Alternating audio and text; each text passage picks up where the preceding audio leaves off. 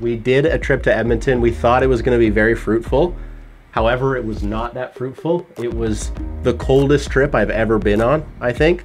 And I know you hate when we talk about how cold it was. This little trip was devastatingly cold. It was like go outside for a few hours, then you have to warm up or else you're gonna pass away. This spot is at the University of Alberta. We kind of got permission and then one guy told us we didn't, so there's a big kerfluffle. Nevertheless, we got the shot before he kind of showed up, or like actually right as he showed up. He was not very stoked. This spot I saw in a skiing movie actually, Legs of Steel, pardon me. My friend Mack Jones hit it with his friend Rob Hewley.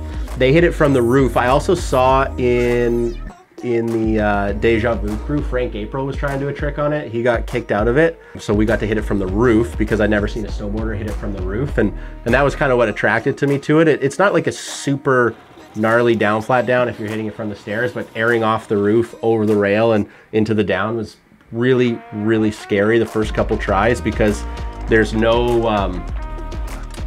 easy out. Like you drop 2 stories off a roof or you get on the rail. And I was lucky enough, I aired over it the first time pretty much, and then aired onto the rail. But the first couple attempts, you can see we were just pushing so much snow because I knew I wasn't gonna get it perfect or speed dialed, especially because it's kind of like a step down in the Whistler backcountry. When you're riding into it, all you see is a roof and a takeoff and you don't see the rail at all. So you kind of have to just like, I know how far it is, I'm guessing this is probably the speed. So it took like 2 or 3 attempts of just like throwing a Hail Mary. My knee still worked after that, but the first like 5 or 6 attempts when I was really trying to get on the rail was pretty much just me trying to find middle earth because the rail is really steep and you just slammed into the ground so hard. So at first I was like kind of scared. I'm like, even if I get on the rail, am I gonna be able to ride out of this? Like, do I have the leg strength? But the one I did land, I landed right at the top of the rail so you can kind of like absorb it and then go into the snow.